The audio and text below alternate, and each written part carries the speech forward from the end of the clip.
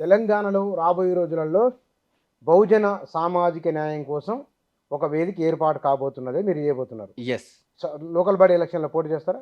లేదు.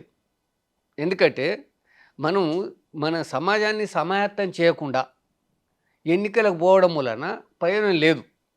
ఎన్నికల్లో పోటీ చేయనప్పుడు పార్టీ ఎందుకు? పార్టీ మాది 2028, 29 కోసం. ఓహో! ఎందుకంటే లోకల్ బాడీస్‌లో గెలవడం వలన మనం శాసనాలు చేసే అధికారం రాదు. కాకపోతే దానికి ఒక తొలిమెట్టుగా ఉపయోగపడుతుంది. కనుక శాసనం చేసే అధికారం ఎమ్మెల్యేలకు, ఎంపీలకే ఉంటుంది కనుక దాన్ని ఇప్పటికి కూడా గ్రామాల్లోకి పోతే చాలామంది బీసీ, ఎస్సీ, ఎస్టీ వీళ్ళే సర్పంచులుగా ఉన్నారు, ఎంపీటీసీలుగా ఉన్నారు, జెడ్పీటీసీలుగా ఉన్నారు. కానీ దొరలకు తొత్తులైన వాళ్ళను రిమోట్ వాళ్ళ చేతిలో పెట్టుకొని వీళ్ళతో ఆడిస్తున్నారు. కనుక మేము భావజాల పరంగా ఫస్ట్ విముక్తం చేయాలి. సో వచ్చే ఎన్నికలకి వీళ్ళని సమాయత్తం చేయాలి. ఓకే. అందరిని అంటే ఒకవేళ గనక ఇప్పుడు ఇందాక అనుకున్న పార్టీలు అన్నీ కలిపి ఒక ఉమ్మడి కార్యాచరణ లేకపోతే విడివిడి కార్యాచరణనా? ఉమ్మడి కార్యాచరణ రూపొందించుకుందాం. కలిసి వచ్చే వాళ్ళందరితోని కలుపుకొనే ముందుకు పోదాం. ఎవరైనా పంతం బట్టి కలవననుకుంటే వాళ్ళ ఇష్టం. కలిపే ప్రయత్నమే చేస్తాం 100%. ఎందుకంటే మనం ఉమ్మడిగా కలిసి పోటీ చేయకపోతే గెలవం. ఇప్పటివరకు విభజించి పాలించినంత వాళ్ళే. ఇంకా విభజించబడి ఉంటే, మనం వేరువేరుగా ఉంటే మనకు విజయం అంత సులువు కాదు. కనుక కలవాలనే మనం చెప్తున్నాం. ఎవరి జనాభా దామాషరితిలో వాళ్ళందరం పదవులు, అభివృద్ధిని పంచుకుందాం, అధికారాన్ని పంచుకుందాం. వాళ్ళ ప్రజల్లో ఒక నానుడి ఉంది. మడుమెత్తు బంగారం కన్నా మాసమెత్తు పెత్తనం మిన్న. మడుము అంటే 10 కిలోల బంగారం. సో నీకు ఎంత ఆస్తి ఉంది ఏంటి అనేది కాదు. నేను 2000 సంవత్సరంలో వరంగల్లో పనిచేస్తున్నప్పుడు అక్కడ ఒక రాజకీయ నాయకత్వ శిక్షణ శిబిరం అని పెట్టాను. యాదవ రాజకీయ నాయకత్వ శిక్షణ శిబిరం. దాదాపు 480 మంది వచ్చారు ఆ శిబిరానికి.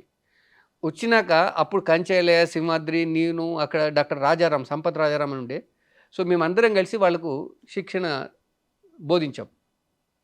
దాని ఫలితంగా ఒక ఆయన కొమురయ్య అనేట ఆయన ఆ ఊళ్ళో గడియల పెత్తనం ఉండే. స్వతంత్రం రాకముందు గడియల పెత్తనం. స్వతంత్రం వచ్చినాక ఆయన సర్పంచితనం, మైలార్జున వస్తే ఆయన పెండ్లం పెత్తనం. ఈ పరిస్థితులలో ఆయన పోయి ఆయన ఆ దొర తర్వాత ఈ యాదవ్ వీళ్ళిద్దరు కూడా క్లాస్మేట్సే.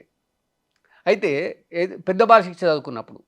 సో ఇన్నాళ్ళు ఆయన రెడ్డి సర్పంచ్గా ఉంటే ఈయనేమి అభ్యంతరం చేయలేదు. కానీ మా బోధన విన్నాక ఈసారి నేను సర్పంచ్ అవుతానని చెప్పి ఛాలెంజ్ చేసింది. కొమరయ్య నీ ఏ డిమాండ్ అయినా నేను నెరవేర్చిన కదా, నువ్వైతే నేనైతే అంటే, అయితే నువ్వే ఊరుకో ఈసారి నేనైతే అన్నాడు. అట్లా ఆయన సర్పంచ్ అయ్యాడు. అయితే ఆ ఊళ్ళో యునానిమస్గా గెలిచి అనవాయితుంది. కానీ ఈయన పోటీ చేస్తున్న వారికి ఆ రెడ్డి ఏం చేసిండు, ఒక ముదిరాజుని ప్రోత్సహించిండు, ఓ మున్నూరు కాపును ప్రోత్సహించిండు, ఓ పద్మశాలిని, ఇట్లా నలుగురు తయారు చేసిండు. నలుగురు తయారు చేసి మరి ఇట్లా మన ఊళ్ళో పోటీ లేదు కదా, ఇవాళ పోటీకి వస్తున్నారు కనుక దీన్ని వేలం పాడాలన్నారు. ఏకగ్రీవంగా ఎన్నుకోవాలంటే ఎవరు ఎక్కువ వేలం పాడితే వాళ్ళకి ఇద్దామని. ఆయన ఆ కొమరయ్య 99,000కి వేలం పాటలో గెలుచుకున్నాడు పదం. సో ఆయనకు అభినందన సభ కూడా పెట్టినాం. కనుక ఇవాళ ధనబలంతో అధికారులకు రావాలంటే తరతరాలుగా దోచుకున్న పైసలని దొరసాన్ని చాలా ఉన్నాయి. మన దగ్గర లేదు. మనకు ధనబలం కాదు, జనబలం ఉంది. సో జనబలంతో చైతన్యం ఉంది. మనం బహుజనం ఓట్లు వేసుకోవడం ద్వారా అధికారులకు రావాలని చెప్పేసి నేను పెత్తనం అనే ఒక కథ కూడా రాశాను.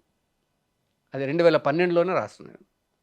కనుక అంటే సాహిత్య సాంస్కృతిక ఉద్యమాల ద్వారా, భావజాల వ్యాప్తి ద్వారా మాత్రమే రాజ్యాధికారం వస్తుంది. సో ఈ బహుజన సామాజిక న్యాయ ఉద్యమంలో అందరం కూడా భాగస్వాములు అవ్వాలి. ఇది ఒక్కరిది కాదు, ఏ ఒక్కరి వల్ల అయ్యేది కూడా కాదు. కనుక మనం అనేక రంగాలలో మనం మన భాగస్వామిని పెంచుకోవడానికి కృషి చేయాలి.